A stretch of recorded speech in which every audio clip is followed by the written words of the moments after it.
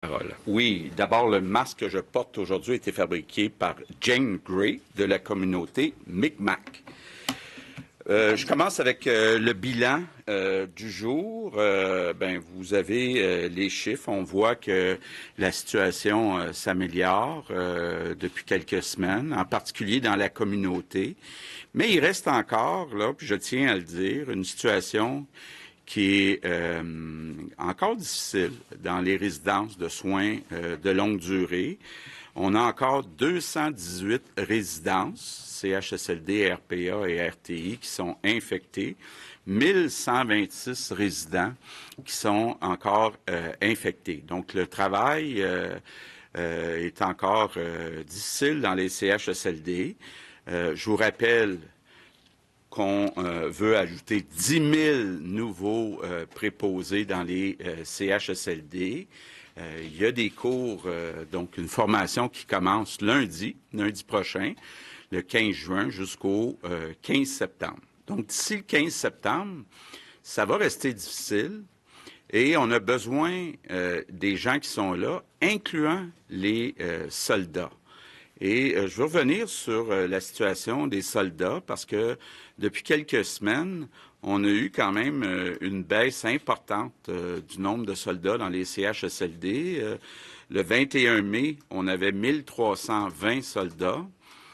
Aujourd'hui, on en a 400 dans les CHSLD et 350 qui font de la supervision à l'extérieur des CHSLD. Donc, il y a trois choses qu'on souhaite, et puis je le rappelle à chaque semaine à M. Trudeau. Un, on voudrait garder les soldats jusqu'au 15 septembre. Deux, on voudrait qu'il y ait plus de superviseurs qui aillent dans les CHSLD. Ce qu'on a surtout besoin, c'est des bras dans les CHSLD. Là, je ne comprends pas le ratio d'avoir 400 soldats dans les CHSLD et 350 qui supervisent les 400 soldats. Puis on aimerait ça revenir à au moins 1000 soldats.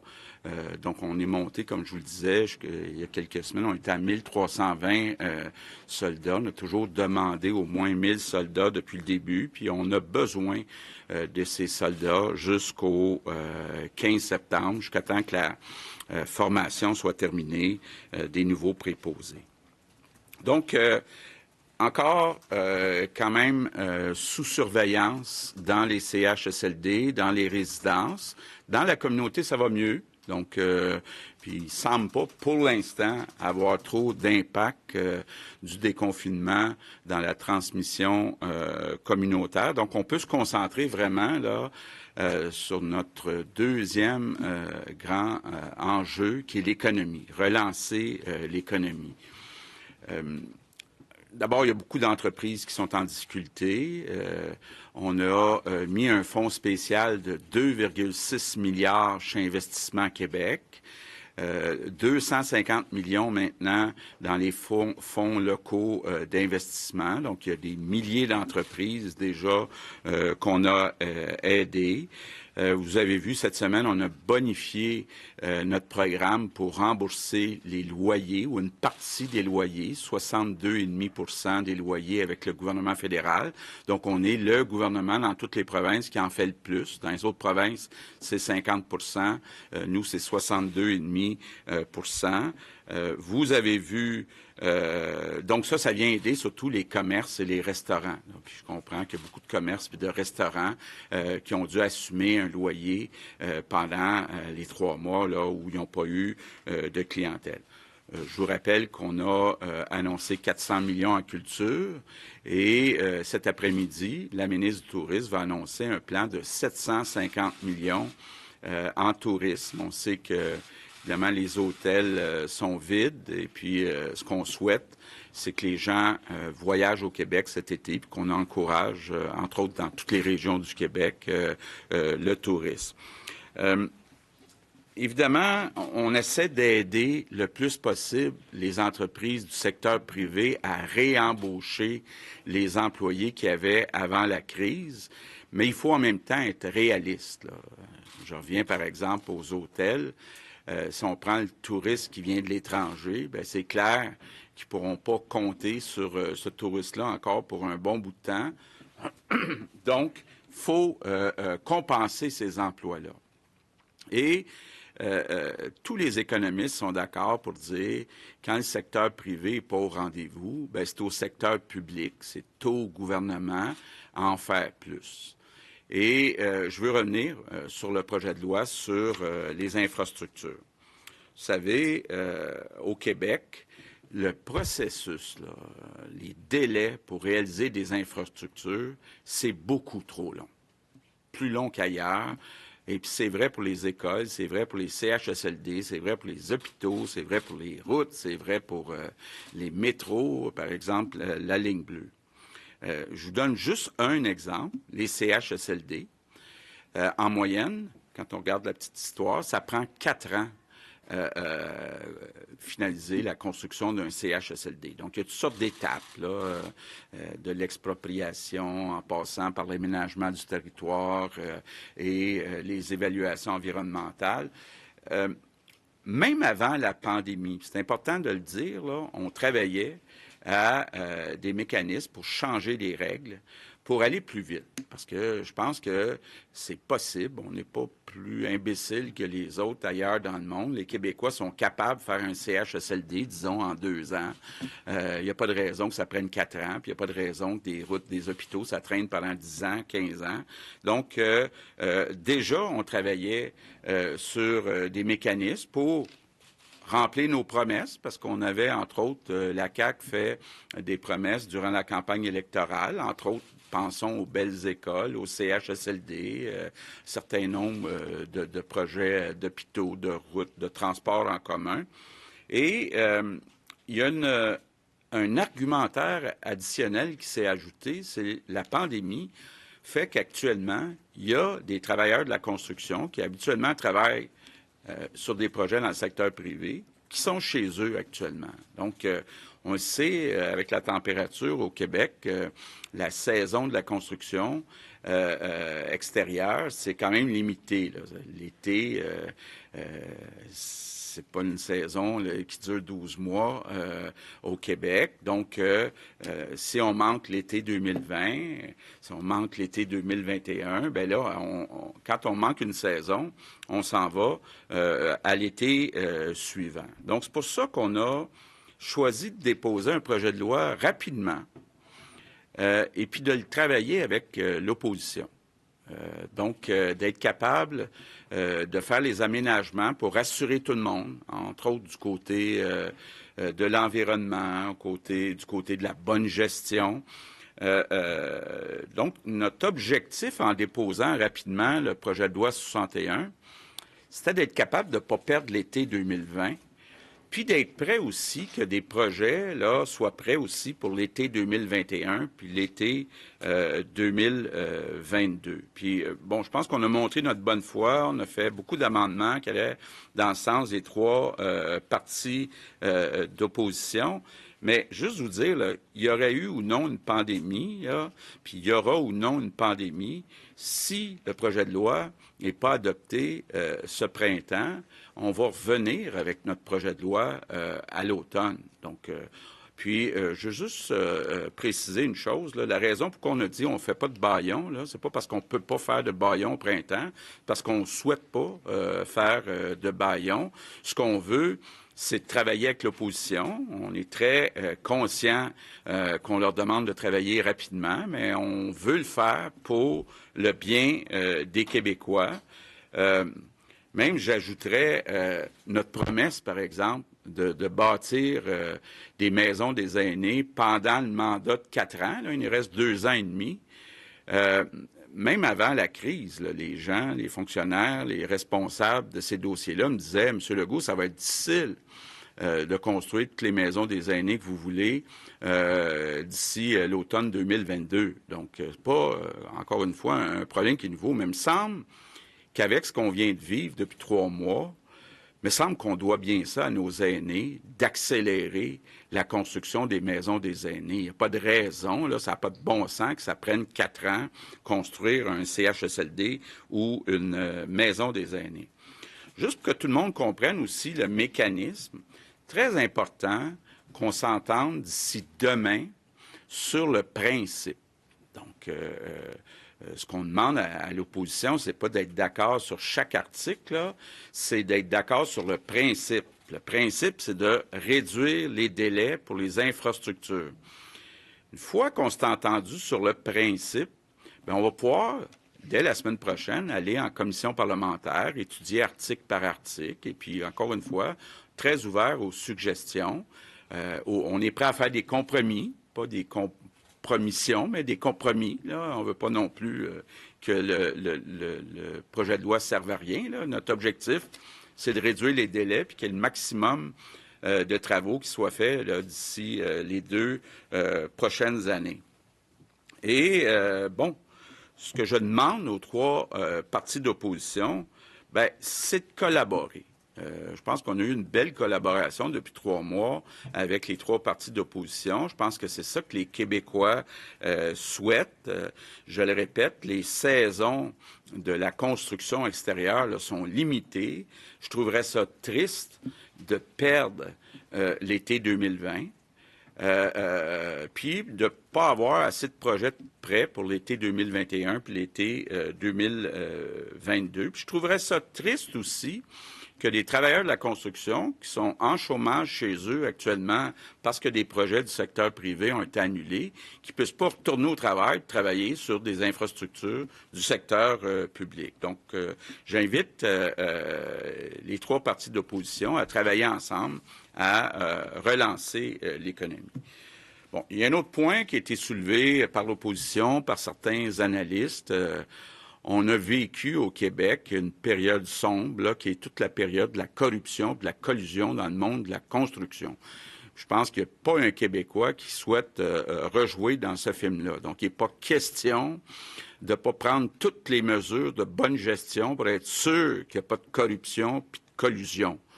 Mais encore une fois, je ne peux pas croire que les Québécois ne sont pas capables de faire un CHSLD ou une maison des aînés en moins de 4 ans, tout en respectant les exigences environnementales, puis tout en respectant les règles de bonne gestion. C'est comme de dire, moi j'accepte pas de dire, on n'a pas le choix là, pour suivre toutes les règles, ça prend 4 ans, ça prend 7 ans, faire des projets. Non, moi j'accepte pas ça. Puis je suis prêt à prendre, comme on dit en politique, la chaleur. Là. Je sens que j'ai eu un mandat des Québécois. Oui, pour respecter l'environnement, oui, pour respecter les règles de bonne gestion, mais pour donner aux Québécois, enfin, les écoles, les hôpitaux, les CHSLD, les routes, les métros qu'on attend depuis beaucoup, beaucoup trop d'années. Donc, on doit travailler ensemble. Travaillons ensemble, les 4 partis à l'Assemblée nationale. C'est ça que les Québécois souhaitent. Good afternoon. Our daily numbers on the pandemic. Bon après-midi. Nos chiffres sur la pandémie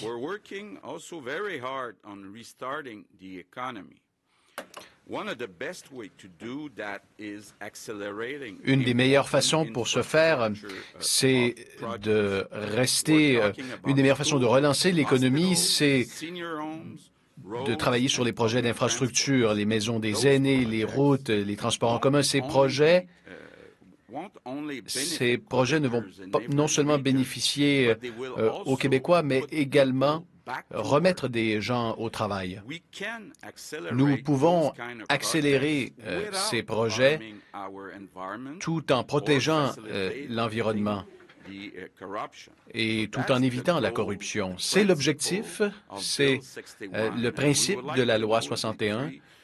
Et nous aimerions que les partis d'opposition, qu'ils soient d'accord ou non avec les principes, travaillent ensemble pour avoir de meilleurs projets. Alors, nous avons entendu les préoccupations de la part des partis d'opposition et nous sommes penchés là-dessus avec d'importantes modifications au projet de loi 61. Maintenant, il est temps de mettre la partisanerie de côté et de se mettre ensemble pour redémarrer notre économie pour le bien de tous les Québécois. Merci à tous. Merci à vous, Monsieur le Premier ministre. Alors, pour la période des questions en français, nous allons débuter aujourd'hui avec Jonathan Bernard, Cogeco Nouvelles. Bonjour à vous. J'aimerais revenir sur la question des militaires en CHSLD parce que la mission se termine officiellement demain. Le gouvernement Trudeau a dit qu'il ne laisserait pas tomber le Québec. Mais qu'est-ce qui achoppe actuellement? Est-ce que c'est une question d'argent?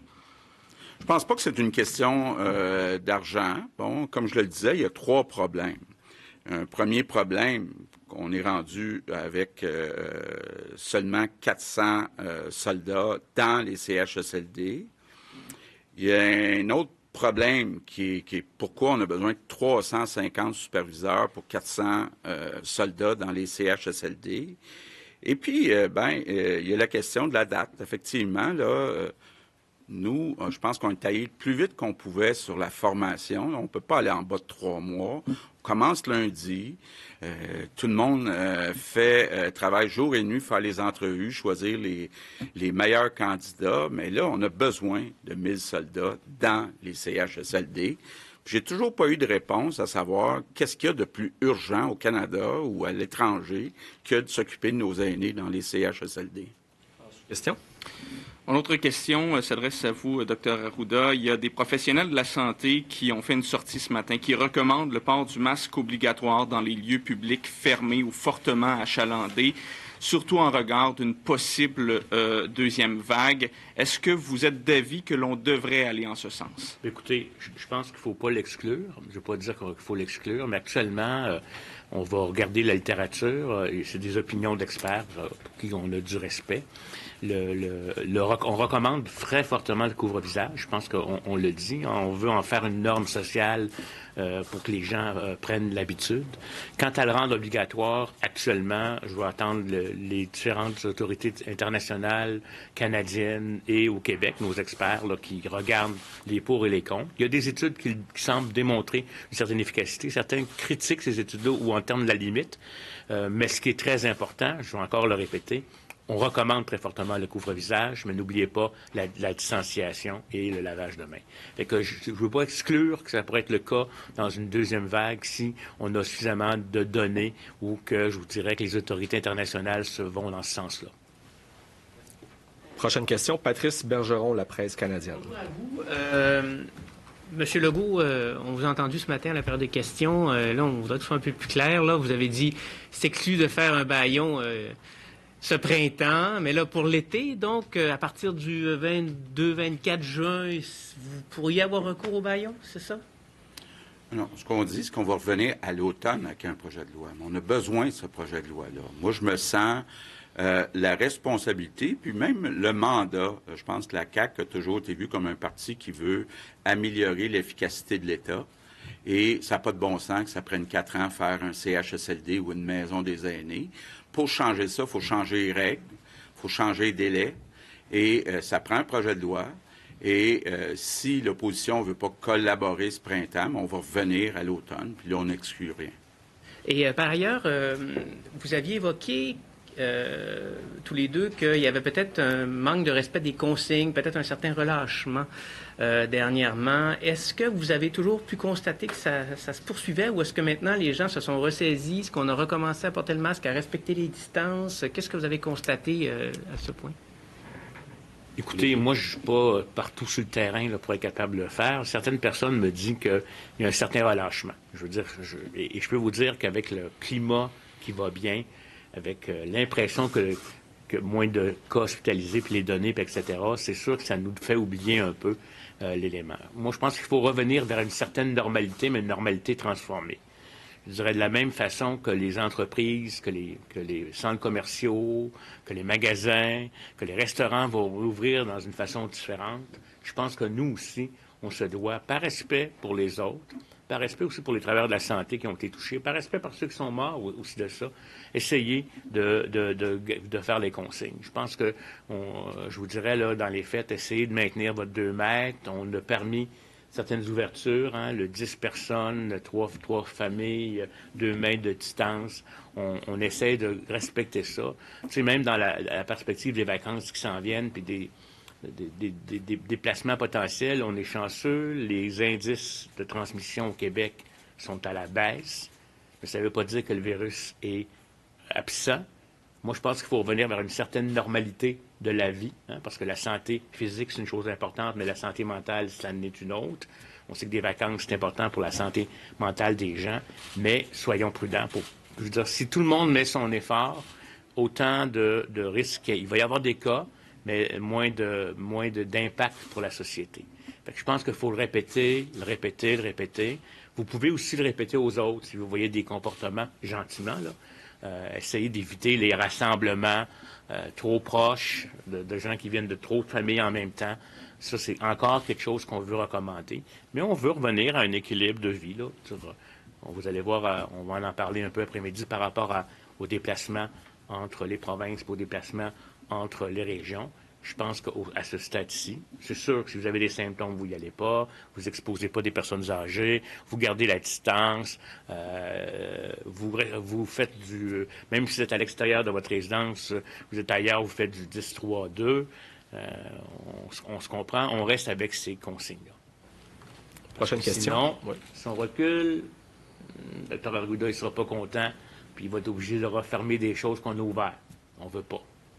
Très bien. Alors, prochaine question, Olivier Bossé, Le Soleil. Bonjour à vous deux. Parle d'une deuxième vague. Est-ce qu'une deuxième vague équivalente équivaut à un confinement équivalent? Écoutez, toutes sortes de scénarios sont regardés. On essaie de voir un peu comment est-ce que ça se passe ailleurs dans le monde. Je pense que de revenir à un confinement total, comme on l'a fait, c'est probablement pas quelque chose qui va se faire. On a appris plus de choses sur le virus. On en a appris notamment sur ce qui se passe avec les enfants. Donc, ça, c'est des bonnes nouvelles. On avait fermé des secteurs d'activité au Québec qui n'avaient jamais été fermés ailleurs. Donc, je pense que c'est sûr que ce qui va être le plus essentiel va demeurer probablement ouvert, là, mais ce que j'en appellerais certaines parties de luxe ou des rassemblements importants, etc., je pense que ça ne sera pas le cas comme tel. C'est difficile pour moi de vous dire exactement ce que ça va vouloir dire. Ça va aussi peut-être dépendre d'une variation régionale. Ça se peut bien aussi que plutôt que de faire tout le Québec, tout dépendamment comment ça peut évoluer d'une région à l'autre, peut avoir ce qu'on appelle des confinements localisés ou autres. Ça va dépendre de beaucoup d'éléments. Mais à date, je ne pense pas que les gens qui ont reconfiné sont revenus à ce que j'appellerais un stade total. De toute façon, à cause des effets pervers aussi des confinements, vous les avez vus, là, si on confine à tous les ans, l'impact que ça pourra avoir sur la santé mentale de beaucoup de gens là, va être là. Mais comme je vous le dis, on verra. Mais pour moi, ça ne sera pas... Puis on va avoir probablement tiré des leçons en termes d'éléments pour notre système de soins, puis particulièrement pour les CHSLD, là. C'est pas pour rien qu'on se prépare avec du personnel, qu'on va mettre des équipes de PCI pour ne pas revivre les mêmes choses. Mais il ne faut pas que ça soit non plus une transmission trop importante dans la communauté, ce qu'on n'a pas vécu parce qu'on a fait un bon confinement. Ça va être encore un équilibre. Ensuite, question? Hier, je crois, l'ancien président de Saint-Hubert, vous avez sûrement vu, a écrit une lettre selon laquelle il dit pour les restaurants, 2 mètres, c'est trop. On en a parlé mardi, 1 mètre, 2 mètres, 1 mètre et demi, 1 mètre 3/4. Est-ce que pour les restaurants ou certains endroits fermés intérieurs, c'est quand même possible, vous pensez, avec peut-être d'autres consignes de plus, de réduire ça pour leur permettre financièrement de survivre? Ouais. Vous m'avez posé la question l'autre jour, je vais vous dire à peu près la même chose. Là, on les aura ouverts à 2 mètres. On va voir ce que ça donne. Et puis, on verra si jamais on évolue aussi avec les données là, qui s'en viennent de l'extérieur. Il y a des pays qui sont rendus à 1 mètre. L'OMS parle d'1 mètre. D'autres parlent d'1,5 mètre. Il y en a qui disent que ça doit être 2. Il y a encore, je vous dirais, il va y avoir un jugement d'équilibre qui va se faire là-dessus. J'exclus pas que ça pourrait diminuer, mais je ne donne pas de garantie ni une date précise. Mais voyons comment ça va se passer, là. Je sais que c'est dur pour les gens. Je suis très conscient. Mais on veut pas avancer pour avoir reculé. Fait qu'on veut y aller à petits pas de tortue pour certains, puis à pas de lapin pour d'autres, tout dépendamment comment on voit la situation. Prochaine question, Alain Laforêt, TVA Nouvelles. Monsieur le Premier ministre, Dr. Arruda, il semble y avoir quelque peu des tensions actuellement avec le gouvernement fédéral. Vous avez parlé de l'armée. Il y a le 14 milliards pour les CHSLD aussi. Ça a été une fin de non-recevoir du premier ministre canadien qui vous a dit on ne va pas donner un chèque en blanc aux provinces. Qu'est-ce que vous lui répondez, M. Legault, aujourd'hui? D'abord, j'en profite, M. Laforêt, pour vous dire, j'ai vu la vidéo de vos 2 petites filles. Il faut que tout le monde voie ça, là, 2 petites jumelles d'1 an qui ont appris à tousser dans leur coude. Meilleures que moi. Pas dans leurs mains. Pas dans leurs mains. Comme moi, des fois. Donc, bravo. Bon, comme vous le savez, à tous les jeudis soirs, on a une rencontre téléphonique, les premiers ministres des provinces puis le premier ministre du Canada. Bon, il nous a annoncé la semaine dernière qu'il voulait transférer 14 milliards aux provinces. Donc, grosso modo, ça peut représenter, dépendamment de la façon dont on sépare le montant, 3-4 milliards pour le Québec. Pas mal tous les premiers ministres ont dit que c'est important qu'il n'y ait pas de conditions. Bon, beaucoup de choses qui m'inquiètent là-dedans. Entre autres, tout le matériel de protection individuelle, puis toute la question du dépistage et, c'est quel est le mot en français, du tracing en français? Retraçage.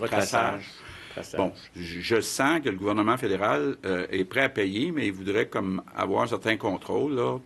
Pour nous, là, c'est clair que la santé, là, c'est de compétence provinciale, puis il n'est pas question qu'on cède tout le contrôle de la stratégie de dépistage et puis aussi d'approvisionnement en équipement de protection individuelle.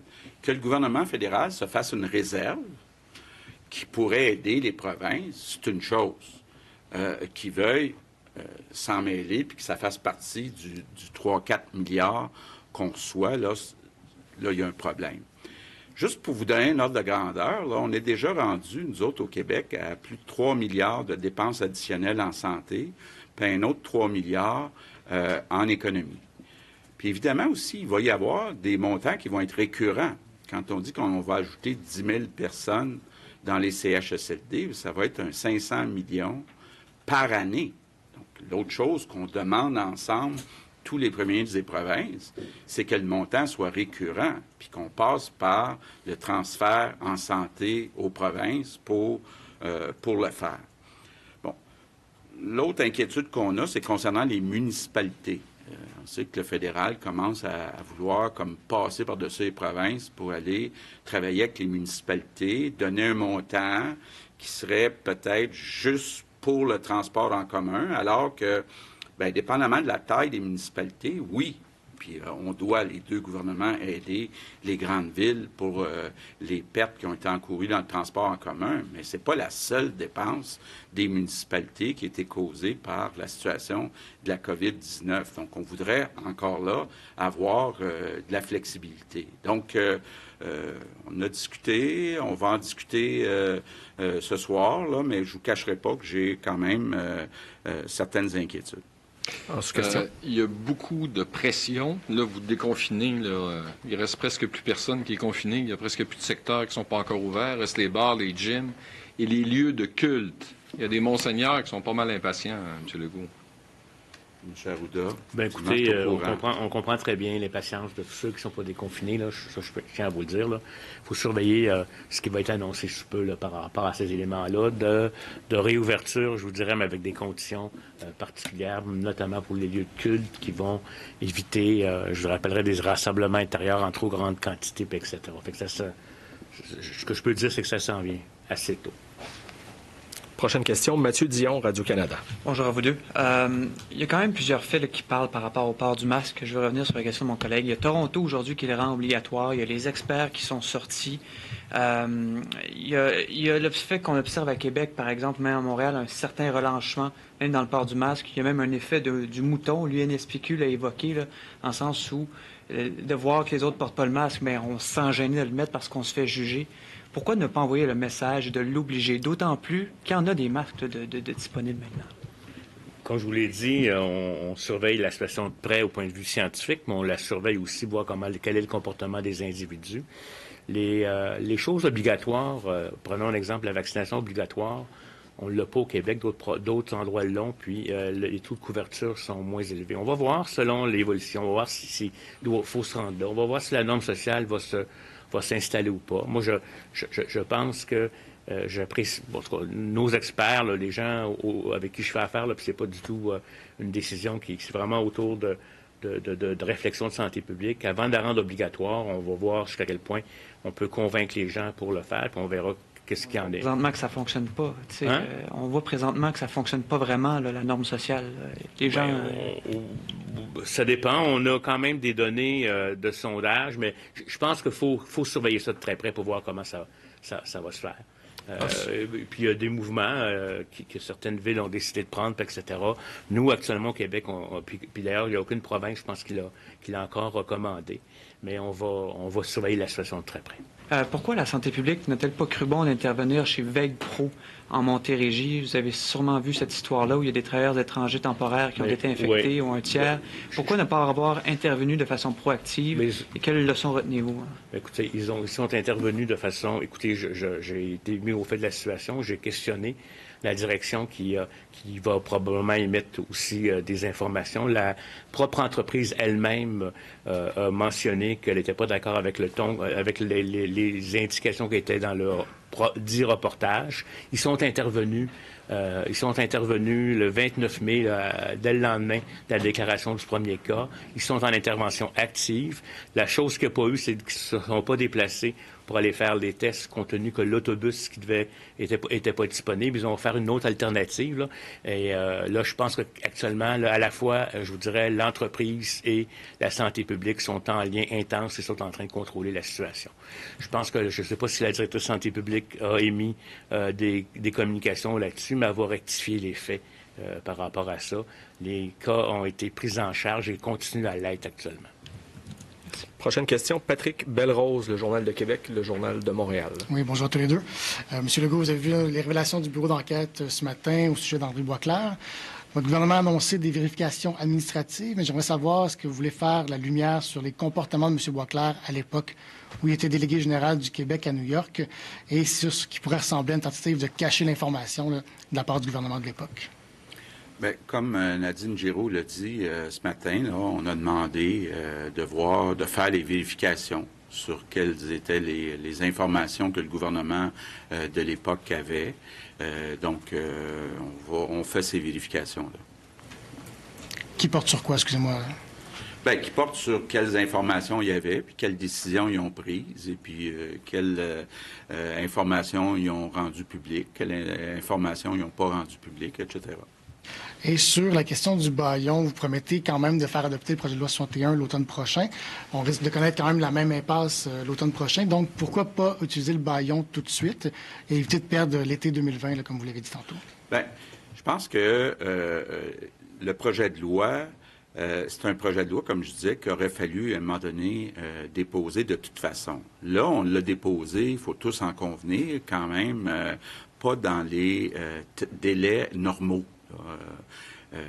Pour une adoption. Donc, moi, je pense qu'il faut donner la chance aux coureurs, puis il faut souhaiter que les oppositions travaillent avec nous pour bonifier le projet de loi, l'amender, et puis que tout le monde soit confortable, étant donné quand même que c'est un projet de loi important et qu'il y a des inquiétudes légitimes.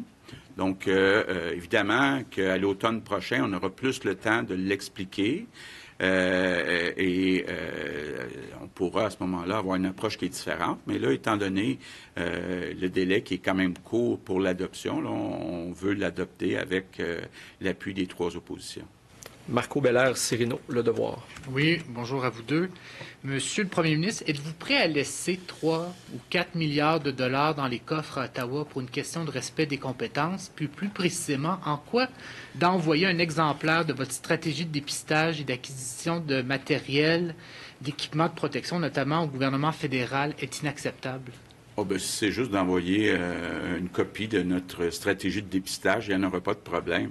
Mais c'est important de respecter les compétences des provinces. On sait qu'il y a de l'argent, là, je ne me rappelle plus du montant, mais un montant quand même important pour le logement social qui dort depuis des années à Ottawa parce que les gouvernements, incluant le gouvernement libéral, n'ont pas accepté de faire de compromis puis de laisser des champs de compétences des provinces au gouvernement fédéral. Je pense quand même important là, de respecter notre autonomie, mais effectivement, on veut ce 3-4 milliards.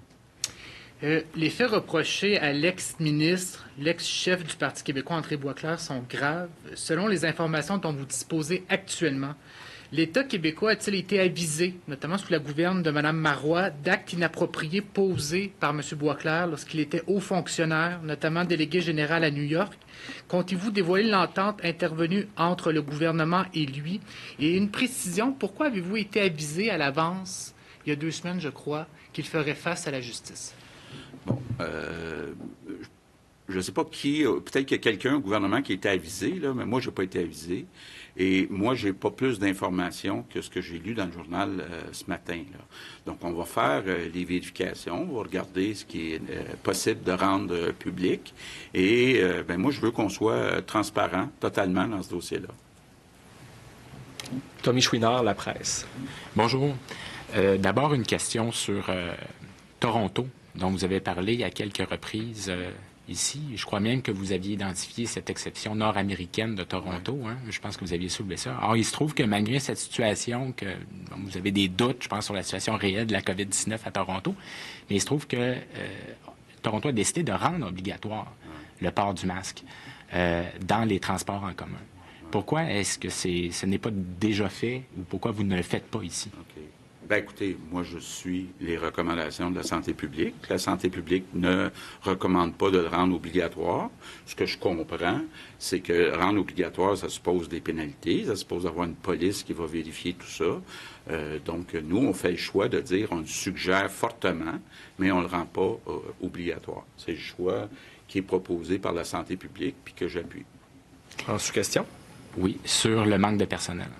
Quelle garantie avez-vous que vous aurez effectivement 10 000 personnes en formation de préposés aux bénéficiaires lundi? Quelle garantie avez-vous sur la terminaison des entrevues de l'étude des candidatures et du niveau de préparation des centres de formation pour faire le travail durant l'été? Peut-être une précision. Vous savez, il y a toute la question des aides de service là, ou des personnes qui travaillent dans le secteur privé. On est en train, évidemment, de regarder quels sont les impacts de mettre ces personnes-là pendant 3 mois, du 15 juin au 15 septembre, en formation. Donc, c'est pas impossible qu'un certain nombre des personnes suivent une formation dans un deuxième temps pour ne pas nuire aux opérations durant les 3 prochains mois. Mais au total, moi, j'ai confiance. On a eu plus de 80 000 applications. Il y en a 34 000 qui, après qu'on leur ait fait remplir un questionnaire, qui s'assuraient qu'ils étaient prêts, par exemple, à travailler de nuit, qui ont dit oui. Donc, de ces 34 000-là, bien, on en veut effectivement 10 000, mais c'est pas impossible qu'une partie des 10 000, on le fasse dans un deuxième temps pour ne pas nuire aux services, aux aînés, durant les 3 prochains mois. Merci. Alors, c'est ce qui complète pour les questions en français. So, time now for questions in English. We start today with Phil Gauthier, Montreal Gazette. It's an honor to start. Bonjour, c'est un honneur de commencer. My pleasure. Bonjour à vous tous. Petite question pour le Dr Arruda. Vous avez parlé de votre volonté d'atteindre 20 000 tests et vous avez même parlé de 25 000 tests à un certain point. Lorsqu'on regarde les chiffres, vous n'avez même pas atteint 14 000 tests depuis le 28 mai et 14 000, c'était votre objectif de départ. Pourquoi si peu de gens sont testés à l'heure actuelle alors que nous assistons au déconfinement et qu'est-ce que cela veut dire? Réponse? Je pense que c'est une excellente question et je pense que le premier ministre va me poser cette question chaque jour. En fait, il y a moins de cas et il y a moins de tests, je vous dirais, dans le système de santé. Et aussi, même si nous avons certains autobus qui se déplacent à Montréal à certains endroits, les gens ne sont pas au rendez-vous. En ce moment, nous sommes en train de réévaluer la façon dont nous allons procéder aux tests de dépistage. Nous réévaluons également si les gens asymptomatiques devraient être testés dans certains certaines installations de tests. Je suis content qu'il y ait moins de besoins pour tester, mais je suis pas très satisfait de voir le nombre actuel. En même temps, lorsque la transmission diminue, la façon de tester n'est pas toujours facile. Parfois, on a des faux positifs, des faux négatifs. Mais en même temps, nous n'avons pas atteint notre objectif de 14 000, en tout cas depuis la fin mai. Et là, on voit le nombre de cas qui est en décroissance. On doit donc s'adapter et on doit en faire peut-être davantage de la promotion. Question pour le Premier ministre sur le projet de loi 61, votre sujet favori. Il y a de l'argent dans ce projet de loi pour un agrandissement du cégep Dawson. Le Parti québécois a dit qu'il voulait que ce projet soit retiré du projet de loi 61 parce qu'on ne veut pas donner d'argent à Dawson et on pense que l'argent devrait aller au cégep francophone. Quelle est votre réponse à cela? Réponse? Eh bien, ma réponse, c'est que le collège Dawson est très péricier en tant qu'établissement scolaire. Je sais qu'il y a des francophones qui fréquentent Dawson. D'injecter de l'argent dans un agrandissement de Dawson, cela ne veut pas dire que nous refusons d'autres projets dans les établissements francophones, les cégeps francophones. Nous n'avons pas l'intention de changer le projet de loi en ce qui a trait au cégep. Alors, je soutiens l'agrandissement.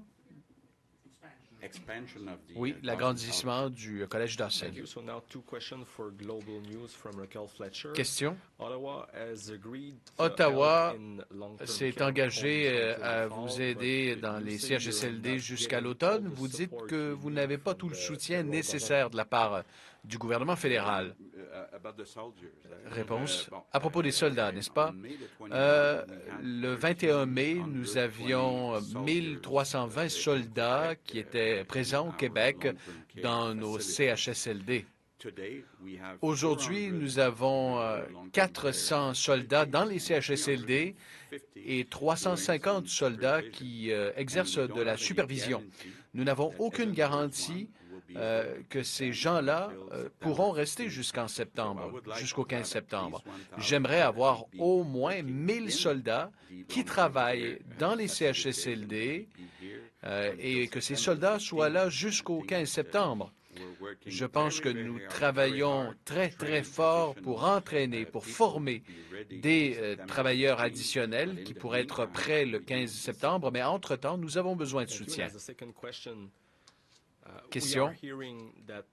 Nous entendons qu'il pourrait y avoir des assouplissements pour les demandeurs d'asile qui travaillent dans le système de la santé. Est-ce que ce sera le cas? Est-ce que ces assouplissements seront élargis à d'autres demandeurs d'asile? Réponse.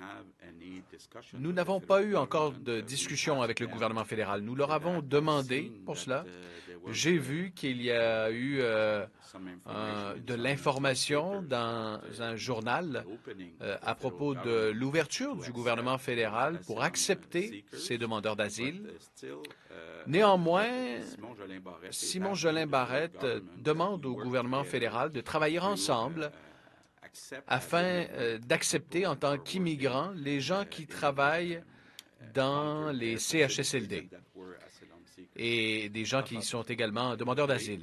Bien, écoutez, j'ai vu, comme vous, dans les médias, que le gouvernement fédéral était ouvert à accepter comme immigrants les réfugiés. Même, selon l'article, on parlait même de plus que les CHSLD. Mais quand on parle avec le gouvernement fédéral, là, on n'a pas cette information-là. Donc, moi, la demande qu'on faisait, c'est que les réfugiés qui ont travaillé dans les CHSLD, qu'on puisse trouver une façon de les accepter comme immigrants.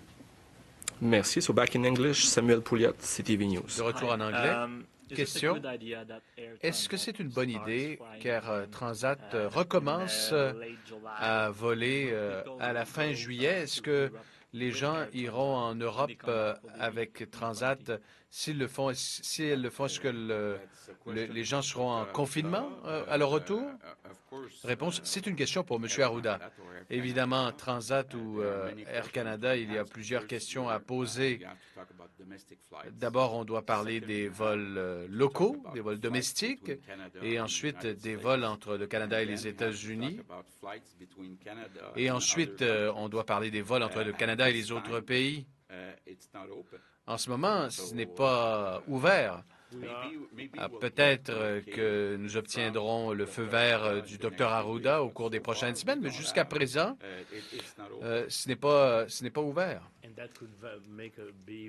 Et cela pourrait dépendre des pays, de l'épidémiologie dans les autres pays. Nous sommes en train de regarder cela, mais il n'y a pas de décisions qui ont été prises. Question. Il y a un groupe de médecins qui souhaiterait que le gouvernement du Québec rende le port du masque obligatoire. Réponse. Ce n'est pas le cas en ce moment. Ce n'est pas notre recommandation. Nous souhaitons que le masque devienne une norme sociale, fasse partie de l'étiquette respiratoire. On ne peut pas exclure de le rendre obligatoire, mais ce n'est pas le cas pour l'instant. Nous allons voir ce que nos experts recommandent et ce que les autorités étrangères ou à l'intérieur du Canada recommandent. Question. Bon après-midi. Une analyse de la CBC démontre que les Montréalais noirs ont été beaucoup plus frappés durement par la COVID-19. Quand la province commencera-t-elle à colliger les données sociodémographiques liées à la COVID-19 et est-ce que cela nous permettra de s'attaquer à un problème systémique? Réponse. Je pense que la question raciale en est une qui est sensible en raison de la discrimination. Il y aura des études menées auprès des populations pour savoir quels sont les facteurs qui pourraient les rendre plus vulnérables face à la maladie. Est-ce que c'est parce que les gens vivent dans des lieux plus denses, dans des lieux plus urbains? Est-ce qu'il y a également un élément génétique qui pourrait avoir un effet sur le virus? Est-ce qu'il y a d'autres cofacteurs, des maladies chroniques?